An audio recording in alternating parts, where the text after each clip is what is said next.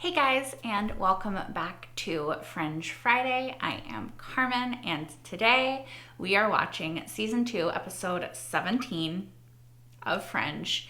We've made it over the tiny hump of not Peter finding out, but Olivia finding out. And we got the flashback episode, aka the Fountain of Many Tears.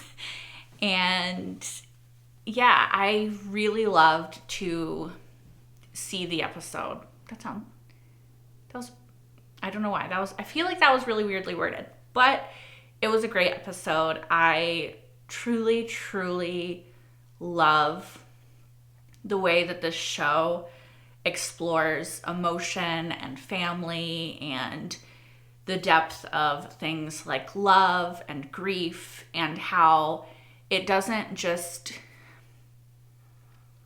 gloss over those things, but it really tries to like dig and get into the heart of people, and not only show that people feel this way, but like, I don't know, I feel like it really tries to explain why people make the choices that they make, and not in a way of excusing the things that they do, but in a way of helping us to kind of understand who people are through the choices that they make. And it just really lets you delve into the characters in a way that I love, which you guys know if you watch post-episode discussion, because I ramble about it for a very long time. But I still fear for the day that Peter finds out, because while I do think that Walter and Olivia's conversation in the last episode may have staved off him or her telling him immediately, I still feel like he's going to find out at some point, and I kind of feel like that point should be soon, or else it's going to be a lot worse of a reaction. Unless he already knows, which I don't think that he knows, but I think I talked about this in the last episode. I feel like maybe on a subconscious level he knows, but not on a conscious level, you know? Anyway, that is a lot of rambling. You guys know where we are. Let's see where this episode takes us. Hopefully they're going to give us a little bit of a break, because last episode was so emotionally overwhelming that they're going to be like, have a monster of the week, please. But, I don't know. We'll see. Right now. Your office told me how busy you are. I really appreciate you coming. Who is he and who is she? It was a long time ago. We were just kids. Cortexiphan trial people? I do remember one boy. Lloyd Becker. He made me eat a bug on the playground. Okay. I really appreciate you helping me out. Is he spreading the illness? Why he touched her like that? Ah! What did he do? Ah!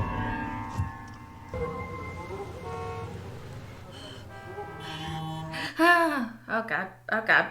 If this explodes and pus comes out, there was an episode of X-Files like that. I didn't like it. Hey, what's going on in there? You probably don't want to know.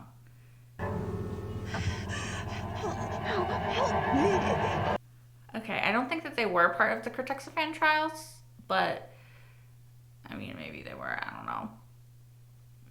But what is going on? Obviously, that's a rhetorical question the episode will tell me, but I'm done.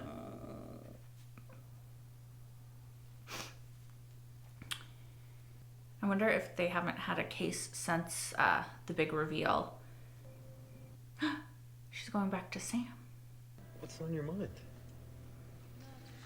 Well, a lot, actually. Want a beer? It's 6 a.m. a.m. in the morning. You must make a dozen decisions a day, many of them life and death. One of them you're not happy about. You think you did the wrong thing. Not telling Peter? But it wasn't the job. It was personal. Not exactly. I agreed to keep a secret. A secret.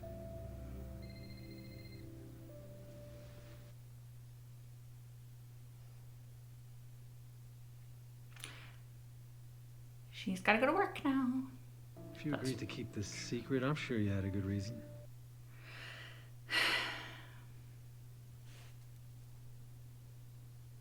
Yeah. It was a smooth ski run. By the time you got down to the bottom, your testicles would be in your mouth. Walter's advocating a father-son trip. I'm sure Agent Dunham is not interested in that. I understand that Agent Broyles has a body for us to look at. He's acting so awkward. Dr. Walter Bishop, John Potash, I took your advanced biochem seminar, Dr. Bishop. Oh, I apologize. The truth is, I was considering changing majors, but you encouraged me to stick with it and become a doctor. I never thought I'd get a chance to thank you. Your father is a great man.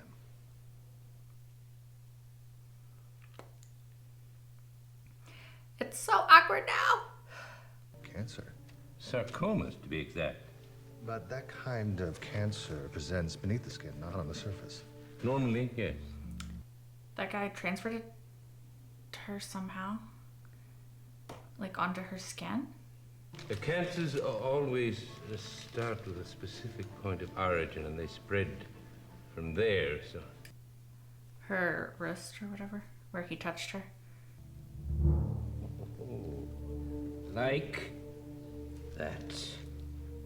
A handprint. It looks like Fingers. Yeah. It indicates not only what killed this woman, But but who? also who. What you're suggesting is impossible. Did someone touch this woman and gave her cancer? That's exactly what happened. You wanna come on inside? We can noodle on it. Maybe order a pizza. Oh, thanks, but no, I didn't get much sleep last night, so I should probably head home. Anyway, I'm not really hungry, but All right. thank you. Yeah, you're acting a little weird, Olivia. I mean, I understand why. I think she should just tell him. I'm just saying. Astrid, could you give Walter and I a minute? Walter, I have to tell him. I gotta tell Peter the truth. I agree. That's not what we discussed. I know. And I'm sorry. But he deserves to know the truth about who he is. That's what I said. Things have never been better between us. I can't lose him again. I know. You saved his life. I am sure that he will understand. No, he won't. He will never forgive me. I'm so conflicted. Not yet, please. Give me time to prepare. And Astrid? Dunham. Oh, Walter. Miranda Green used her credit card at a downtown Providence cafe about a half hour before she died. I'm up for a road trip. How about you? Oh, Walter. I'm so... Okay. The guy she was with, he looked real pale and skinny. Dark circles under his eyes. You think he was sick? I'd say pretty bad. Looked like my uncle did when he's fighting cancer. I'm thinking that cancer isn't contagious. Well, it wouldn't be the strangest thing we've seen, but it would be close. I mean, I don't think it would be close, to be fair. I suggest what we're looking at here adheres more closely to tantric sex. Excuse me? The goal of tantric sex is a heightened state of perception. The partners are not interested merely in the sexual experience. They are seeking an exchange of energy. They want a mind meld? It's possible that the man that Miss Green met did this to her as a way to delay the progression of his own disease. How? That still doesn't make sense. Hi. Lloyd Becker. Oh, yeah, right. You're Alex. How you doing? No. Don't do it. Come on in. Why is he, like, did he really go to school with them when they were a kid? And why is he killing them? What? That's nothing. I think I know what it is that's bothering you. Why it is you've been so awkward. He thinks it's their almost kiss. Oh no. Oh no. We were both exhausted. We were both emotional. You know, if something had happened between the two of us, I mean, if we had actually kissed, then we'd have to deal with that, but we didn't. No, we didn't. This is... You know, this past year, this is the longest I've ever stayed in one place. So this thing that we have, you, me, Walter, this Family? odd little family unit that we've got going. I don't want to do anything to jeopardize that. I don't either. Yeah. We're good then, right? Yeah.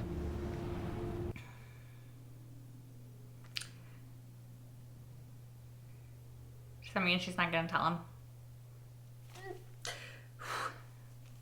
Timothy Ober. Is his middle name Michael? Yeah. Did she go to school with them too? Why, you know him? How? I don't know. Does this have to do with Cortexiphan trials? No, right? Is it gonna be Walter or is it gonna be that guy?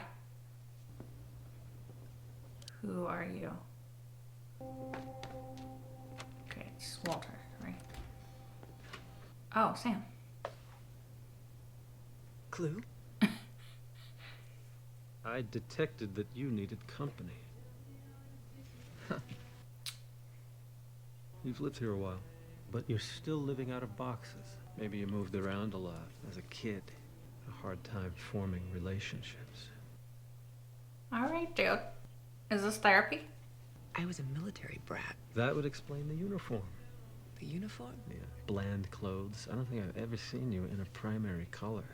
Well, she's wearing the blacks and the grays. You're a soldier. I mean... God, you'd be a blast at dinner party. You have no idea how right you are. Just a soldier in a different kind of war. I'm older than I look. Blacks and grays. Were all of the people who died wearing that? That's it.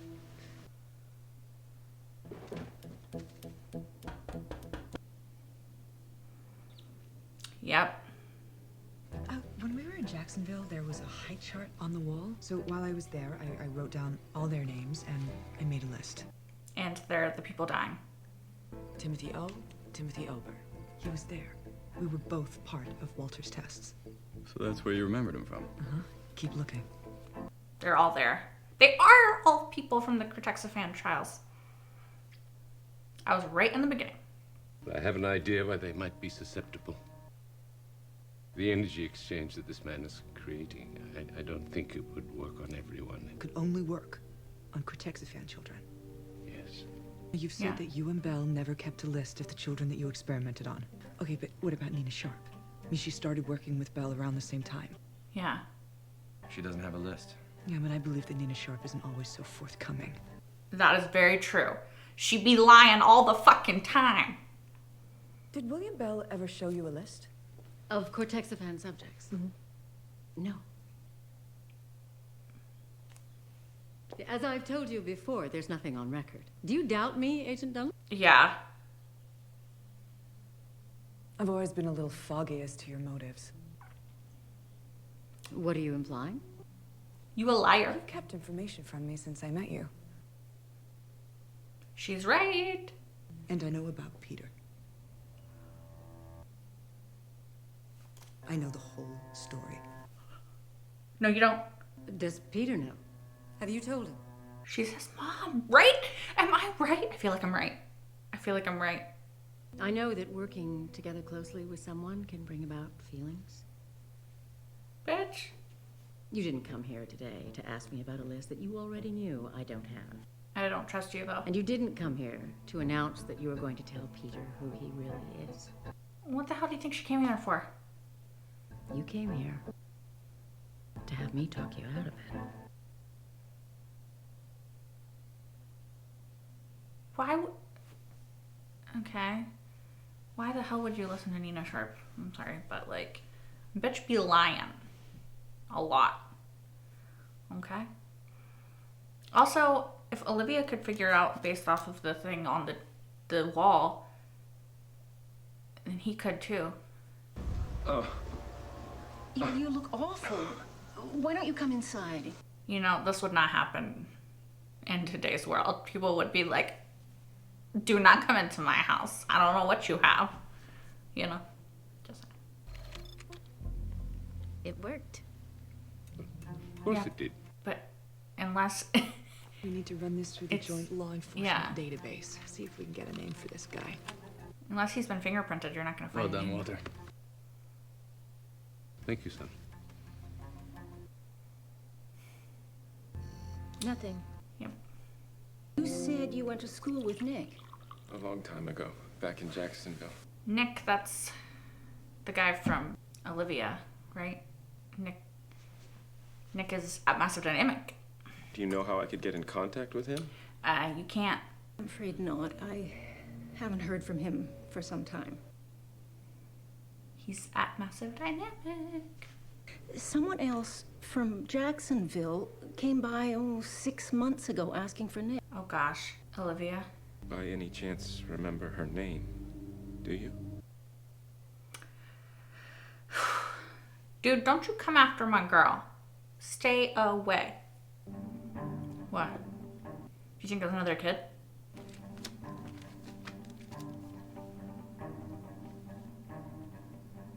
What? What did she see? I think I may have found our killer. His name is James Heath. And he was a Cortexiphan subject too. Wasn't Heath the last name of the The first victim. Julie Heath.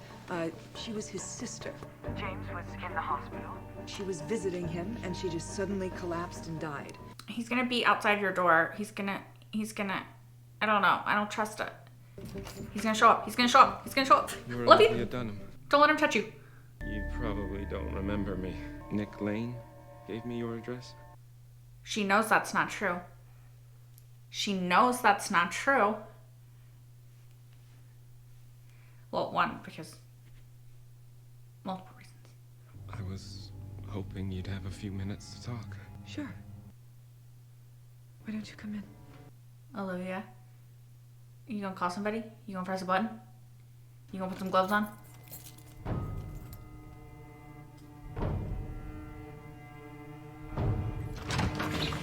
Shut your door! Shut your door! Oh my god, shut it! Oh my god, shut it! Shoot him! I don't know. Shoot him! Like, I don't know.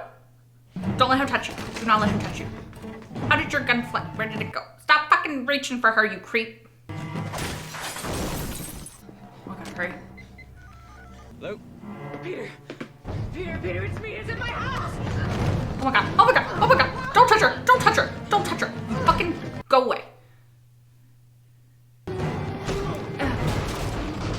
Go in the bathroom, go in the bathroom, shut the door. Go in the bathroom and shut the door. I didn't want this. You literally are doing I it. didn't want to hurt anyone. And why did you? Yeah. A man came to see me when I was in the hospital. He said when I was a kid, scientists had experimented on me. That because of the experiments, he could teach me how to fight the cancer. But it didn't work. So what happened to your sister? She stayed with me while I was in the hospital. That guy was lying to him. One day, it just happened. I called the nurses for help, but it was too late. Okay, so that was an accident, and you felt bad. But you got better. So why did you keep doing it, though? Like, that's pretty fucked up. I had to find that man. I thought someone from Jacksonville might know him. Why did you keep touching him? Timothy. And you killed him too. Not on purpose. That's when I realized how it worked. And then you kept doing it. If that man had never come to see me, I would have died the way I was supposed to. Okay, but you're... And my sister would still be alive. Yeah, but you still kept making this choice to do it. Over and over again. Who was it? Who came to see him? That's what I want to know. How come you didn't call Broyles? I've got you on speed dial. She trusts you. I'm number one on Olivia Dunham speed dial. No, but I didn't think that Rachel or Mr. Iyer from the Indian takeout would be much use. Peter.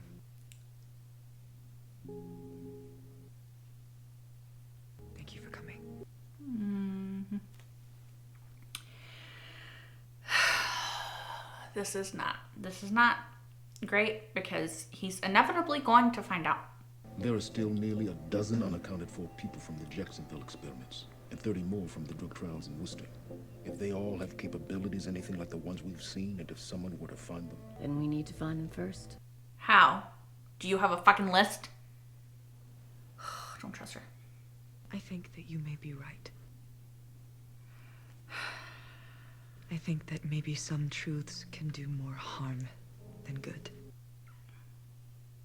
That some Pandora's boxes are better left unopened. Okay, but it's inevitably gonna get opened. Can we acknowledge that? I'm not gonna tell Peter. I mean, I just think that this is a bit foolish and short-sighted. Thank you, Olivia. The truth is, I've done enough damage. And it's time to start to put things right, whatever the consequences. And that starts with telling Peter the truth. Thank you. I have to tell him who he really is. I actually agree. I agree. I'm terrified of the repercussions of that, but I fully agree that that is what should happen. No crying, an episode with no crying. Woohoo! While they did not give us a Monster of the Week episode like I kind of hoped for, as like a de-escalation and like a chill horrifying vibe, I guess, that is typical for Fringe, I really loved this episode. I love that we are delving further into the Cortexiphan trials, the other kids, and also Nina Sharp, Massive Dynamics, Broyles, like... Okay, you guys, so I just have to say something, and I've been thinking it for a few episodes, or like 2 episodes, I think, right? And I don't want to say it because I love Broyles.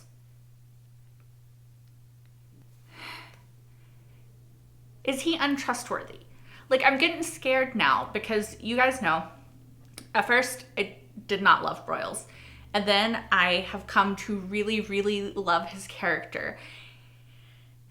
There was a moment in the episode where, before the last episode, where they went to Jacksonville and then came back, where he was talking to Olivia, and I'll put like a screenshot of the scene that I'm talking about, or like a moment from it, if I can remember to.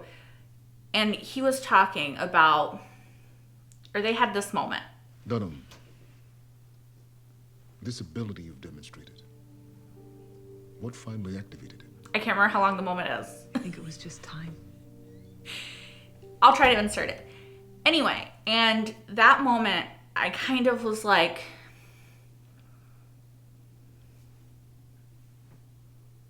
a bit sus of Broyles, right? Like, and this episode kind of furthered that suspiciousness to me, because he's talking to Nina Sharp, and they're talking about they need to find the other kids like Olivia so that they can't be used against them, right?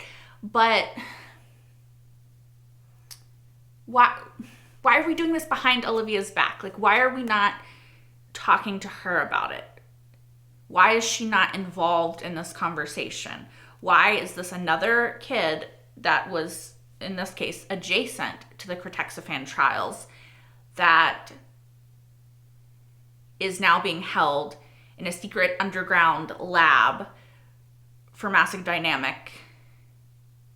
You know what I mean? Like, I know Olivia knows about Nick Lane, but does she know where this kid is? Like, does she know where this guy is? Does she know that Broyles and Nina Sharp are having this conversation? Like, I don't know.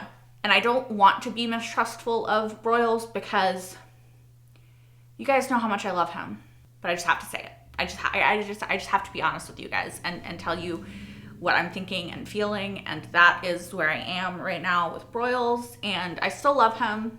I'm still giving him the benefit of the doubt, but I'm doing it like with like a little side eye right now, you know?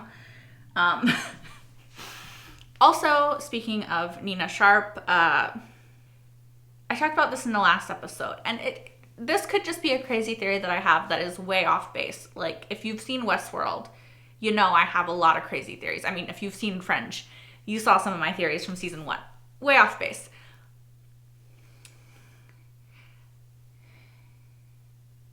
I feel like I'm just convincing myself that Nina Sharp is possibly Peter's mom, and there's no actual basis for that in the show. But last episode, her talking about how much she cared about him and how hard it was for her, suspicious. This episode, her face when Olivia said she knew the truth about Peter, suspicious. When Nina said in this episode, when you work with somebody, you care about them, suspicious. Suspicious.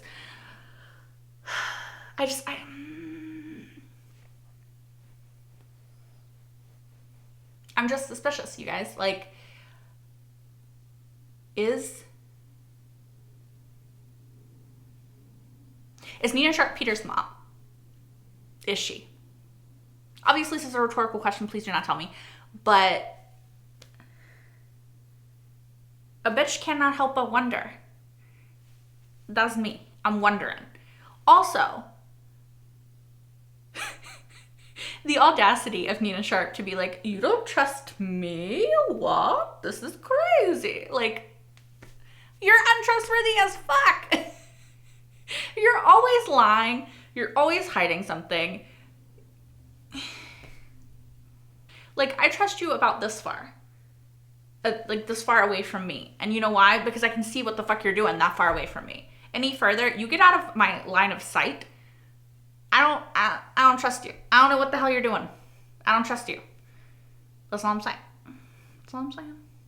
I feel like Fringe has made me incredibly untrustworthy of everyone. Like in television, I feel like Mulder in X-Files, right? You know, like the theme of X-Files was trust no one. And Mulder's sort of personal motto, trust no one. Like it's very apt in Fringe. Trust no one. And even the people you think you can trust, maybe not. Maybe not. I don't know. There's also obviously even more questions that this episode brought about, like who is the guy that sent him after the Cortexiphan kids? Because like what's his motive? It makes the most sense, in my opinion, for it to be Sebastian Roche's character, because we already know that he wants to stop Olivia, right? It would make sense that some of the other Cortexiphan kids might have powers similar to Olivia and might also be able to stop him from doing what he wants, and therefore he's going to go after them as well, right? Because he kind of made that guy think that he was going to help him, and then he actually turned him into a weapon to use against the Cortexiphan kids. Also,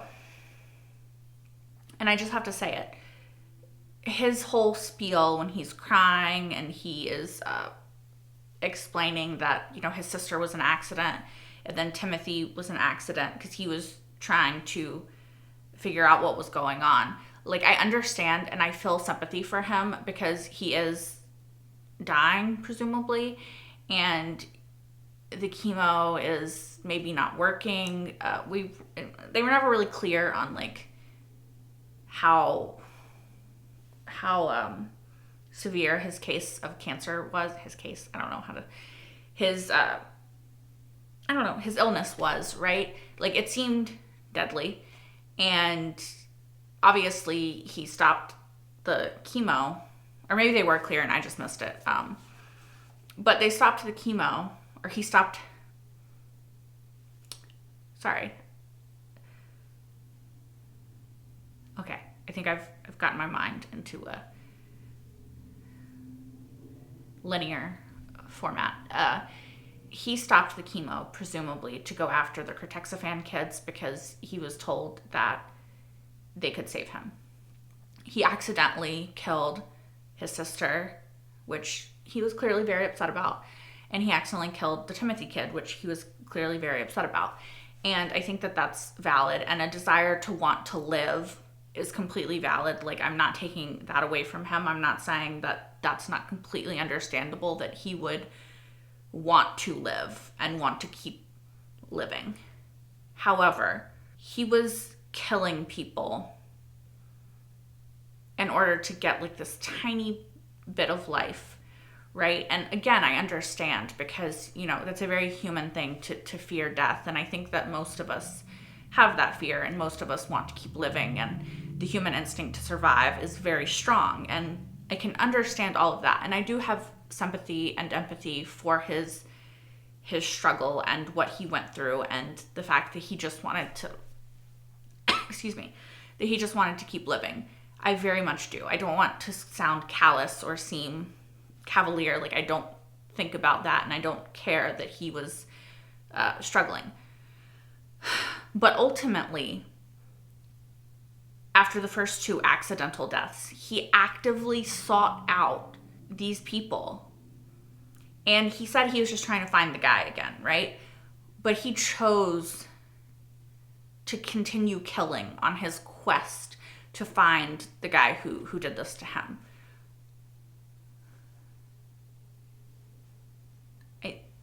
It's kind of where my sympathy ends, you know? Like, I can understand wanting to survive, but when you're doing that by taking the lives of these other people, like, I don't, that's not okay, right? Like, it's just, I don't know. I kind of feel like the scene that he had with Olivia would have been more powerful, where he broke down and cried and was upset, if, like, immediately upon seeing her, he wasn't like, let me touch you, let me kill you. You know what I mean? Like, it was just like, he is trying so fucking hard to kill her that it makes it difficult for me later, like 10 seconds later, when he's crying and on the floor, to then show sympathy for, like,